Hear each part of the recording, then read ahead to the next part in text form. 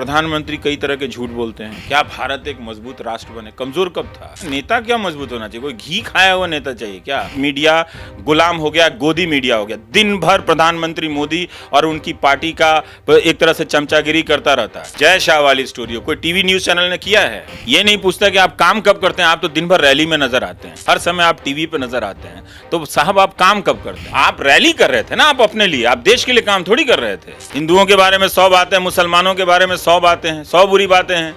तो क्या किया जाए? लड़कों को बना दिया जाए दंगाई? जिनको अपने मोहल्ले का ठीक से पता नहीं, वो भारत के हर चीज पे ज्ञान दे जाते हैं। तो ड्रामा चल रहा है इस देश में कि कोई सवाल बात कर रहा है गरीब लोगों का तो कम्युनिस्ट हो गया। 5 साल सरकार होने के बाद कह रहे हैं पुलवामा के नाम, शहीदों के नाम पर वोट दे दो। लाइव टीवी, सच सबसे आगे। नमस्कार, द लाइव टीवी की तरफ से आप सभी का स्वागत है। एक ऐसा दौर जब मीडिया सरकार की कथाओं पर कत्थक कर रहा है, पत्रकार पैरोकारिता ज़्यादा कर रहे हैं, सवाल की जगह सहानुभूति दिखा रहे हैं, प्रश्न की जगह प्रचार कर रहे हैं सत्ता का। तो ऐसे वक्त में कुछ चुनिंदा पत्रकार हैं जो मीडिया के पिलर को बड़ी मजबूती से पकड़े हुए हैं और लोकतंत्र की लाज को बचाने के लिए जी जान से जुटे हुए हैं। तो हमारे साथ एनडीटीवी के वरिष्ठ पत्रकार रविश कुमार हैं। आज हम उनसे बात करेंगे और जानेंगे कि किस तरीके से ये पूरे मीडिया में जो बदलाव आया है, और जब सवाल सत्ता पक्ष के लोगों से होना चाहिए, सरकार से होना चाहिए, ऐसे वक्त में जब पूरी मीडिया एक तरफ होकर विपक्ष से सवाल कर रहा है, तो ऐसे में मीडिया कहाँ खड़ा है? सर, आपका बहुत बहुत स्वागत है। थैंक यू सर, हम डेली देखते हैं आपको प्राइम टाइम में, और डेली आप लोगों को एक इन्फॉर्मेशन देते हैं। मीडिया का जो मतलब होता है एक्चुअली में कि इन्फॉर्मेशन देना, सूचना पहुंचाना लोगों तक, वो सूचना गायब है।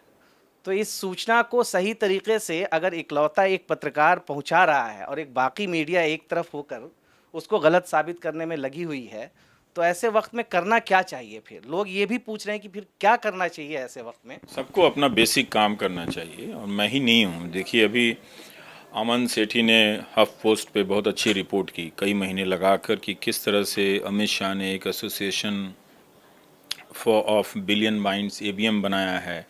एक NGO को उन्होंने उस तरह से कन्वर्ट कर दिया है, और ये सारा फेक न्यूज़ और कई तरह के फर्जी वेबसाइट बनाना, चुनावों के समय माहौल बनाना, और उसमें बहुत पैसे खर्च होते हैं। ज़िले के ज़िले लोगों को रखे जाते हैं, उनको 30,000 40,000 रुपये दिए जाते हैं, ऐसा पता चलता है। और वो लोग फिर जाके झूठी प्रोपेगेंडा बनाते हैं। तो अब जो आपके मोबाइल फ़ोन में जो ये फर्जी वेबसाइट आते हैं, मीम आते हैं नेहरू के बारे में, इसके बारे में झूठ, उसके पीछे बहुत पैसा खर्च होता है। और वो पैसा जो है, जो खर्च होता है, वो किसी हिसाब में नहीं, किसी खाते में नहीं है।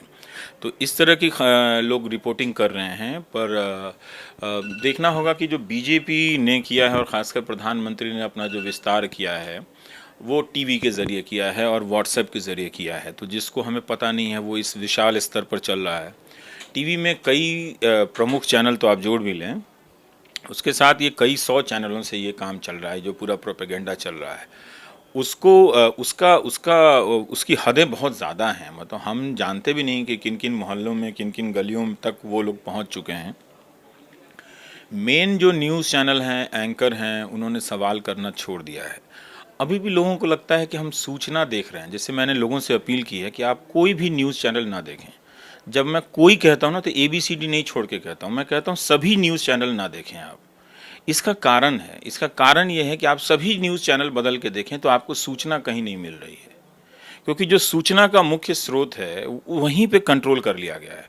वहाँ तक पत्रकार जाने के लिए रिपोर्टर नहीं है चैनलों के पास, तो सूचना नहीं मिल रही है। तो सूचना क्या है? प्रधानमंत्री कई तरह के झूठ बोलते हैं, ठीक, वो हिम्मत है किसी की कि पलट के उससे सवाल पूछ ले? नहीं करेंगे। अब आप रफाल पे देखिए, किसी टीवी वाले ने रिपोर्ट किया, फॉलोअप नहीं किया। हिंदू ने किया, क्यों नहीं टीवी वाले ने किया? क्या उनके पास रिपोर्टर नहीं थे? और नहीं थे तो क्या, क्यों नहीं थे? तो ये चीज़ हमें देखना चाहिए कि पूरा वॉकओवर मिल रहा है झूठ के प्रोपेगेंडा को, जो बहुत ही चिंताजनक बात है। तो इसलिए मैं कहता हूँ कि लोग न्यूज़ चैनल देखना छोड़ दें। क्यों छोड़ दें? क्योंकि वो 100 चैनल भी बदलेंगे ना, तो उसमें सूचना नहीं है। आप हेमा मालिनी का इंटरव्यू देख रहे हैं, उसमें कोई सूचना नहीं है।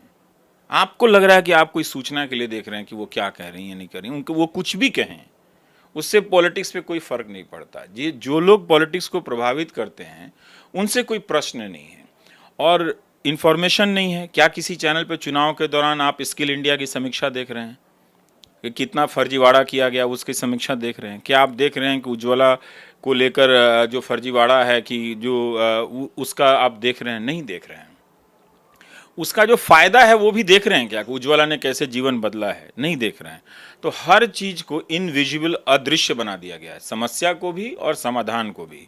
उसको गायब करके सिर्फ थीम और थ्योरी पे चल रहा है। क्या भारत एक मजबूत राष्ट्र बने? कमजोर कब था? कोई हाथ डाल के गया क्या आजादी के बाद से? हमेशा ही मजबूत राष्ट्र था। मजबूत नेता चाहिए हमें। तो सारे नेता मजबूत होते हैं। नेता क्या मजबूत होना चाहिए? कोई घी खाया हुआ नेता चाहिए क्या? वो नेता जो प्रधानमंत्री की कुर्सी पे बैठता है, उसको संविधान से सारे अधिकार इतने मिले हुए हैं कि वो शरीर से दुर्बल भी होगा तो भी वो मजबूत ही होगा, क्योंकि उसको बहुत सारे अधिकार मिले हैं। ऐसा नहीं होगा कि कोई पतला दुबला बहुत खांसने वाला आदमी प्रधानमंत्री बन जाए और जो सड़क पे घूम रहा है, जो जिम में जाके बलिष्ठ बना हुआ है, वो उससे ज़्यादा ताकत रखता हो। ऐसा नहीं होता है। तो ये जो पूरी धारणा बनाई गई है, इसीलिए मैं कहता हूं कि न्यूज़ चैनल में अब कंटेंट नहीं है, उसमें फर्जी चीज़ों पे डिबेट है, उसमें ड्रामा है। तो उसमें आपको कुछ नहीं मिल रहा, आपको बीमारी मिल रही है, बेचैनी मिल रही है, सूचना नहीं मिल रही। आपको लगता है कि आप इंफॉर्मेशन के लिए न्यूज़ देख रहे हैं, लेकिन वो एक अलग तरह का आपको वर्ल्ड व्यू बना रहा है। जैसे ग्राफिक्स एनिमेशन का कार्टून देखते हैं ना, तो उसमें एक पूरी दुनिया रचे होते हैं। दुनिया वैसी तो होती नहीं है। पूरे गलियों में 4 पेड़ खड़े रहते हैं, कहीं कोई गंदगी नहीं होती है और वो पूरा जल्दी जल्दी हवा में उड़ता हुआ चला जा रहा है। तो ये न्यूज़ चैनल उसी तरह का एक ग्राफिक एनिमेटेड कंट्री बना दिया हम सबके दिमाग में कि हमारा इंडिया वैसा हो गया है। हुआ नहीं है सर। लेकिन ठीक बात, इसी से आगे बढ़ा के एक सवाल पूछता हूं मैं आपसे कि जब आप ये कहते हैं कि टीवी बिल्कुल देखना बंद कर दो, शुरू में आप ये भी कहते थे कि टीवी कम देखो, फिर धीरे धीरे आपने ये बोलना शुरू किया। बोलता था टीवी मत देखो, फिर लगा कि लोग कहेंगे कि यार ये कौन होता है बोलने वाला, फिर कहा कम देखो।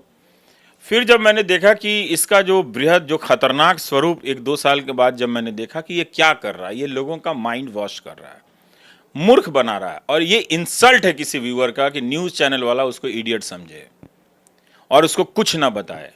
प्रधानमंत्री से पूछे कि 5 साल तक यही पूछे कि आप काम कितना करते हैं, थक क्यों जाते हैं।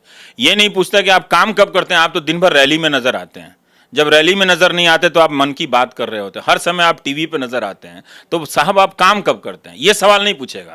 बोले आप तो बहुत काम करते हैं, आप थक जाते हैं। 100 रैलियां की हैं उन्होंने, तो 100 रैली में अगर 5 घंटे का एवरेज भी निकालिए दिल्ली से आने जाने का, उसको जोड़ लीजिए तो पूरा जनवरी से लेकर आचार संहिता लागू होने से पहले 20 दिन के बराबर उन्होंने काम ही नहीं किया।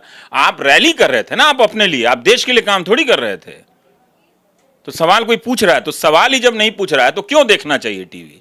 मेरा ये कहना है कि ये जब मैं कहता हूं कि आप मत देखें, तो मेरा ये उद्देश्य है कि आप सोचें कि आप क्यों देख रहे हैं। आप सोचिए कि आपने अपना 1 घंटा दिन का क्यों दिया इस चैनलों को देखने के लिए। लेकिन जब आप ये कहते हैं तो लोगों के पास एक माध्यम है टीवी देखने का, वो टीवी देखते हैं, लेकिन फिर लोगों की असलियत भी तो पता नहीं चल पाएगी कि कौन नेता। क्या जानना? 5 साल से आप हिंदू मुस्लिम एजेंडा देख रहे हैं, क्या जानना क्या है उसमें आपको? उसको अगर अपने बच्चों को दंगाई बनाना है तो टीवी देख के क्यों बनाते हैं? आप ऐसे ही बना दीजिए घर में। 100 बातें हैं, हिंदुओं के बारे में 100 बातें, मुसलमानों के बारे में 100 बातें हैं, 100 बुरी बातें हैं, तो क्या किया जाए? लड़कों को बना दिया जाए दंगाई। उसमें जानने के लिए क्या है? आप खुद ही 1 घंटा बैठ के देखिए ना रोज जाके, तो नया नया क्या जान रहे हैं? प्रोपेगेंडा जान रहे हैं आप, प्रोपेगेंडा जान रहे हैं। आप बताइए कि न्यूज चैनलों ने कौन सी खबर अपना इन्वेस्टिगेशन से किया है? जज लोया की स्टोरी हो, अमन सेठी वाली जो स्टोरी हो, अभी स्क्रोल ने जो स्टोरी किया है, जय शाह वाली स्टोरी हो, कोई टीवी न्यूज चैनल ने किया है? वो रिपोर्टिंग नहीं करता, वो डिबेट का ड्रामा रचता है, ऐसा संसार रचता है जैसे लगता है कि वो आपको जानकारी दे रहा है। और डिबेट कौन कर रहा है? वही 225 लोग हैं जो हर इशू पे आते हैं, जिनको अपने मोहल्ले का ठीक से पता नहीं, वो भारत के हर चीज पे ज्ञान दे जाते हैं। और वो सवाल का जवाब, ना तो सवाल पूछा जाता है और जो पूछा था उसका जवाब देने के बजाय सिर्फ इसी में रहते हैं कि मोदी जी महान है और राहुल गांधी महान है। इतनी गालियां लोग देते हैं आपको फेसबुक पे, ट्विटर पे। फेसबुक पे तो मैं हमेशा पढ़ता हूं कि आप गालियों के उस स्क्रीनशॉट को भी आप कई बार शेयर करते हैं। तो आपको कभी लगता नहीं है कि यार अब बंद कर देना चाहिए? क्योंकि मैं तो लोगों के लिए ही लिख रहा हूं, लेकिन कई लोग उसमें से भी गाली देते हैं इस तरीके से। तो आपको लगता नहीं है कि अब छोड़ो, हटाओ, बंद करो यहाँ पे लिखना? इसको लेकर के आपने एक बार ट्विटर भी अपना बंद कर दिया था बीच में। ट्विटर उसके चलते नहीं बंद किया। ट्विटर ना एक अलग तरह की क्रिएटिविटी मांगती है, एक लाइन में चुटकुला लिखना, लतीफ़ा लिखना, तो मैं उस चक्रों में नहीं पढ़ना चाहता था। मैं थोड़ा सा डिटेल में अध्ययन करके लिखने वाला हूँ, ताकि मुझे भी बात समझ में आए लिखने के दौरान, और जब मैं उसको साझा करूँ तो जो मेरे हिंदी के पाठक हैं उनको भी समझ में आए। पहले मुझे कम अंग्रेज़ी आती थी, अब थोड़ी ज़्यादा समझता हूँ, तो अंग्रेज़ी की चीज़ें पढ़ता हूँ, अपने हिंदी के पाठकों के लिए उसको उपलब्ध कराता हूँ कि वो पढ़ें, जानें, मुझसे सहमत ना हो, घर जाएं आपने, मुझे उससे कोई लेना देना नहीं है, मुझे कोई उनको अपने जेब में रखना नहीं है, ना ही मुझे उनसे वोट लेने हैं। तो मुझे लगता है कि एक हिंदी का पाठक सक्षम हो, जो हमारे अखबार करते नहीं हैं।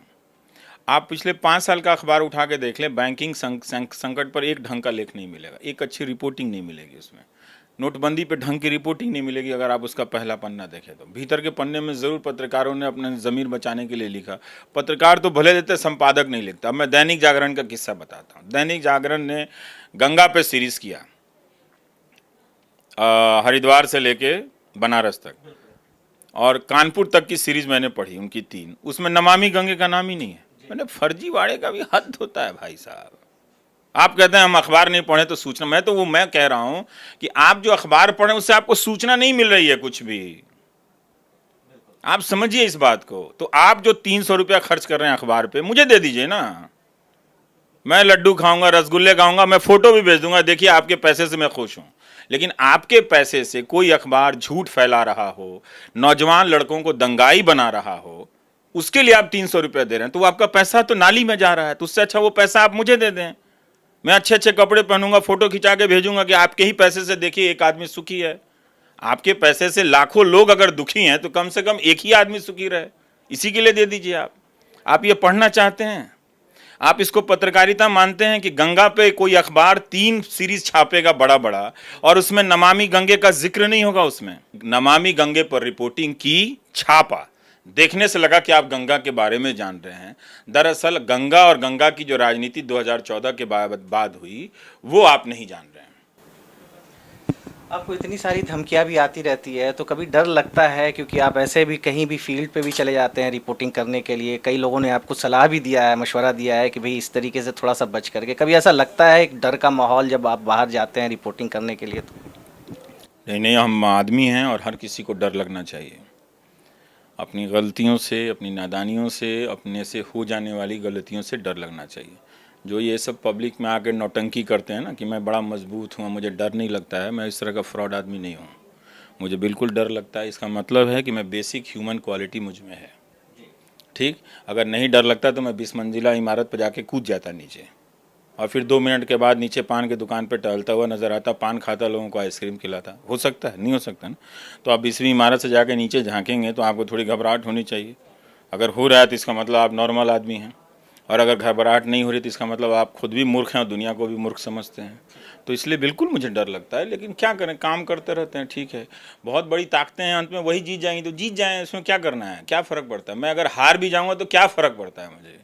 मैं कोई ट्रॉफी के लिए तो मैं दौड़ नहीं रहा हूँ ना, मैं किसी ट्रॉफी के लिए, कुर्सी के लिए तो भाग नहीं रहा हूँ। बहुत सामान्य बात है, बहुत ही स्वाभाविक बात है कि कोई इतनी ताकत से और इतनी भीड़ से लड़ते हुए हार जाए, बल्कि उसको हार ही जाना चाहिए। वो कैसे जीतेगा लाखों लोगों से, करोड़ों रुपया खर्च करके जो फेसबुक और व्हाट्सएप से जो अफवाहें फैलाई जा रही है, क्या उससे कोई जीत सकता है? हाँ, वो जीत नहीं सके, ये उनकी समस्या है, वो अलग बात है।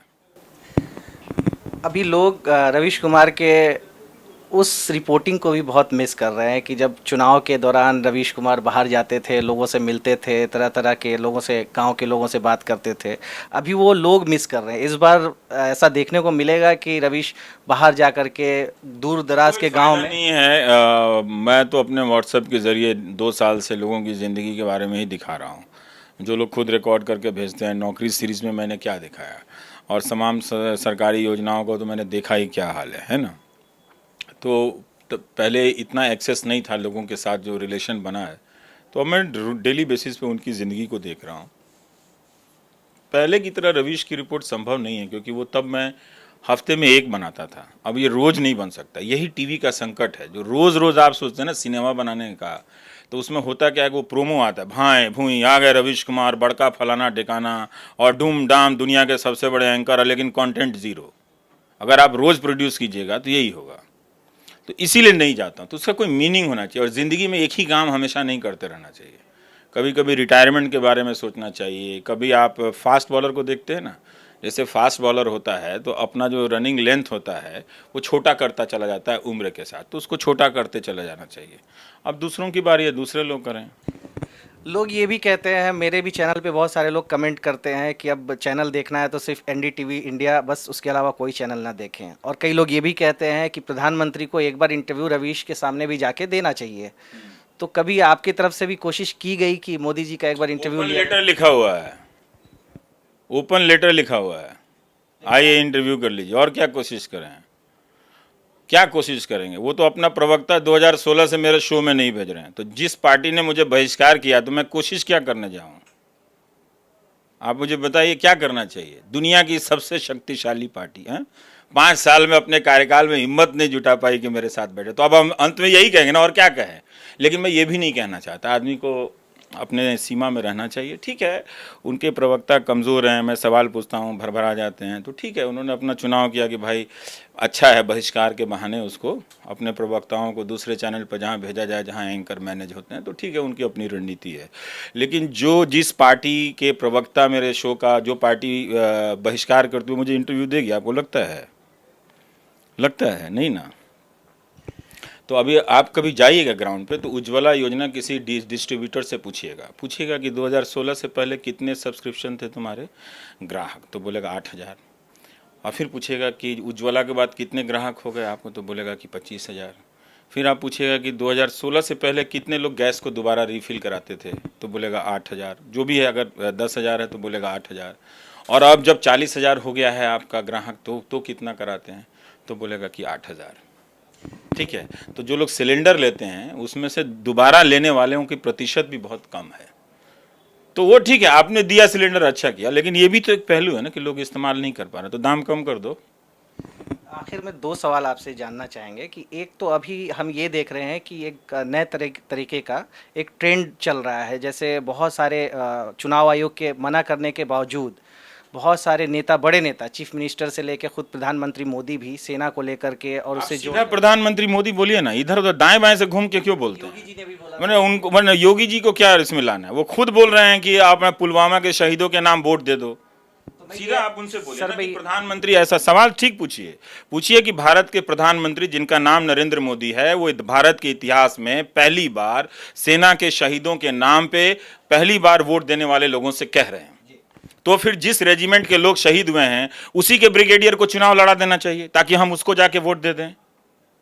फिर सेना को चुनाव लड़ना चाहिए क्योंकि सेना के लोग शहीद होते हैं, बीजेपी और कांग्रेस के लोग तो शहीद नहीं होते हैं। पूछिए ना सीधा। अब वो ठीक है कि वो चुनाव जीत जाते हैं, तो चुनाव जीत जाने से सवाल थोड़ी खत्म हो जाएंगे, हम थोड़ी जाके लड़, लेकिन सवाल तो है ना कि भारत के प्रधानमंत्री शहीदों के नाम पे वोट क्यों मांग रहे हैं? क्या वो शहीदों का सम्मान खैरात के लिए कर रहे थे कि इसके बदले में वोट लूंगा? तो सीधा सवाल पूछिए, सवाल डायरेक्ट होना चाहिए। मैं आपका ओपिनियन जानना चाह रहा था। यही ओपिनियन बता दिया आपको, यही मेरा ओपिनियन है। फिर इसको लेके क्या करना चाहिए? चुनाव आयोग पूछना चाहिए, बोलना चाहिए। चुनाव आयोग क्या कर पाएगा? वो आप चुनाव आयोग को नहीं देख रहे हैं, प्रधानमंत्री की रैली के हिसाब से वो प्रेस कॉन्फ्रेंस का टाइम का कैंसिल कर देते हैं। आप देख नहीं रहे चुनाव आयोग को? तो सुप्रीम कोर्ट को फिर कुछ अपने तरीके से सेल्फ, सुप्रीम कोर्ट क्या करेगा चुनाव आयोग के ऊपर? वो चुनाव आयोग का तो बॉस है नहीं सुप्रीम कोर्ट, वो तो एक स्वतंत्र संस्था है, वो रोक लेगा। जब उसने योगी के बारे में कहा कि नेक्स्ट टाइम से नहीं होना चाहिए, अब वो कह लेगा क्या? कहेगा? और फिर प्रधानमंत्री अपनी तरफ से क्यों नहीं चुनाव आयोग का आदर कर रहे हैं? जब वो उदाहरण पेश नहीं करेंगे तो ये योगी हो चाहे कोई दूसरा, किसी मुजफ्फरपुर का कोई उम्मीदवार हो या कोई कहीं का नीमच का कोई उम्मीदवार हो या कहीं बांसवाड़ा का उम्मीदवार हो, उससे हम उम्मीद करें? आखिरी सवाल ये है कि बहुत सारे लोग ये भी आरोप लगाते हैं कि रवीश कुमार कांग्रेस को लेकर, लेफ्ट को लेकर थोड़ा सा सॉफ्ट कॉर्नर रखते हैं और बहुत हार्श। आप 2014 से पहले नहीं देखे क्या? भारत में 2 प्रधानमंत्री हैं, एक ही है ना, सरकार एक ही है। तो सरकार एक ही है तो मैं सरकार को कवर करता हूं। आप 2014 से पहले का सारा प्राइम टाइम उठा के देख लीजिए, जिसमें बीजेपी के लोग दौड़ दौड़ के आते थे, पूछते थे कि आज हमको बुला लेना, ठीक है? तो लोग क्या कहते हैं, नहीं कहते हैं, और स्टूडेंट की बात करना, गरीब स्टूडेंट की बात करना, कम्युनिस्ट हो जाना है। ये ड्रामा चल रहा है इस देश में कि कोई सवाल बात कर रहा है गरीब लोगों का तो कम्युनिस्ट हो गया। तो आप क्यों नहीं कर रहे हो बात? आपको याद है ना, उमा भारती ने नोटबंदी के बारे में बात क्या कहा था, हमारे प्रधानमंत्री मार्क्स और लेनिन हो गए, जो इंटरनेट सर्च कर लीजिएगा। तो ये सब ड्रामा सब चलता रहता है। 99.999% मीडिया गुलाम हो गया, गोदी मीडिया हो गया। दिन भर प्रधानमंत्री मोदी और उनकी पार्टी का एक तरह से चमचागिरी करता रहता है, बकवास करता रहता है। वहां सवाल पूछिए, उसके सामने हम कुछ भी नहीं है। कांग्रेस अपना देख ले, हम उसका क्या बाजा बजाएंगे, वो अपना देख ले। 44 सांसदों की पार्टी रह गई है वो। मतलब आप ये कह रहे हैं कि आप विपक्ष का मत दिखाइए, यही कह रहे हैं ना आप एक तरह से, कि विपक्ष का दिखा दिए तो आश्चर्य हो रहा है कि विपक्ष का ये कैसे दिखा रहा है। दिखाऊंगा विपक्ष का, जरूर दिखाऊंगा, क्योंकि 99.999% मीडिया में विपक्ष पर लगातार हमले हो रहे हैं। और ये हमले ईमानदारी के लिए नहीं हो रहे हैं, पत्रकारिता के लिए नहीं हो रहे हैं, ये हमले भारत की राजनीति से, भारत के लोगों के मानस से विपक्ष को मिटा देने के लिए हो रहे हैं। अनैतिकताएं सभी दलों में, कोई पार्टी भगवान के यहां से अवतार होकर नहीं आई है, सब अनैतिकताएं से भरी पार्टियां हैं। तभी तो ये हाल है। 5 साल सरकार होने के बाद कह रहे हैं पुलवामा के नाम, शहीदों के नाम पर वोट दे दो। तो क्या करें मैं अब इस वक्त मैं कांग्रेस पे जाके बात करूं? मुझे ये नहीं दिख रहा है कि चुनाव के समय आता है तो आप रेड करने लगते हैं। सबसे महंगी राजनीति इस वक्त अगर कर रही है तो बीजेपी कर रही है। बीजेपी ने अपने 5 साल के कार्यकाल में कई सौ मुख्यालय बनाए, कई सौ। कोई गया है सवाल पूछने? उसने वो आई है अपने से बताने कि उसका फंड क्या है। तो हमें नहीं दिख रहा है कि सीबीआई का, इनकम टैक्स का, ईडी का इस्तेमाल किस लिए हो रहा है। और ये आप पूरा पैटर्न देखिए, बंगाल का जब चुनाव होता है वहां छापे पड़ने लगते हैं, बिहार का जब चुनाव होता है तो वहां स्ट्रिंग आने लगता है, छापे पड़ने लगते हैं। इसी तरह से जहां जहां अपोजिशन पार्टी की सरकारें हैं वहां छापे पड़ने लगते हैं, वहां आता है। और जब इतने ही करप्ट लोग हैं तो आपको चुनाव के समय ये सब क्यों नजर आता है? आप पहले करो, फिक्स करो, उनको रोको। और आपको क्या लगता है कि आपके मुख्यमंत्रियों के पास और आपके मंत्रियों के पास भजन का पैसा है, जजमानी का पैसा है कि कहीं गए सत्यनारायण बाबा का कथा कराने तो बदले में जजमानी मिला, उसका पैसा है? वो ईमानदारी का पैसा होता ना तो इतनी महंगी रैली बीजेपी नहीं कर पाती और इतनी महंगी राजनीति इस देश में नहीं हो पाती। तो सबको दिख रहा है कि भारत की राजनीति का बुनियादी काला धन है। इसमें कोई राम नहीं है, कोई रावण नहीं है, कोई फर्क नहीं है किसी में। तो कहने दीजिए, कहते रहते हैं, उससे क्या फर्क पड़ता है। मैं जो कहता हूं वो तो उसका तो कोई जवाब दे, उसका तो कोई जवाब ही नहीं दे रहा है। हमसे लोग बात कर रहे हैं जैसे जनता ने मुझे वोट दिया है, मैंडेट दिया है, पीएम बनाया है। मुझे तो पीएम नहीं बनाया ना भाई, जिससे बनाया आप उनसे सवाल पूछो ना कि आप पुलवामा के शहीदों के नाम पर वोट कैसे मांग सकते हैं, बताइए। कोई पूछेगा? हिम्मत है किसी न्यूज चैनल में पूछने का? अभी एक न्यूज चैनल पे उन्होंने एक राफेल पे सवाल पूछ लिया गया था उनसे, तो गुस्से से लाल। नहीं, सवाल कुछ था, यही था कि मुझे नहीं लगता कि वो सवाल था। 30,000 करोड़ वो सवाल क्वालिफाई नहीं करता है क्वेश्चन होने का। फिर अगर पूछा गया था तो काउंटर सवाल करना चाहिए था कि जो हिंदू अखबार में निकला था वो क्या है, पूछा गया था। वो इंटरव्यू मैंने नहीं देखा, क्या पूछा गया था? उस सवाल के बाद पूछा गया था? नहीं पूछा गया था। तो फिर बात खत्म हो गई, फिर क्या इंटरव्यू हो गया? वो तो कोई इंटरव्यू नहीं है। ठीक है, चुनाव जीतने से उससे कोई फर्क नहीं पड़ता, बहुत लोग चुनाव जीतते रहते हैं इस देश में, वो कोई बड़ी बात नहीं है। सच जो है वो सच होता है। हमारे देश की राजनीति चुनाव में झूठ जीतता है, ये कोई बड़ी बात नहीं है। ठीक है, तो इसका मतलब ये नहीं कि सच की हार हो गई। चलिए, थैंक यू सो मच। मस्त रहिए। तो नेक्स्ट टाइम इसी तरीके से मेरे साथ कोई और वरिष्ठ पत्रकार जुड़ेंगे। तब तक के लिए आप इजाज़त दीजिए। शुक्रिया, थैंक यू। लाइव टीवी, सच सबसे आगे।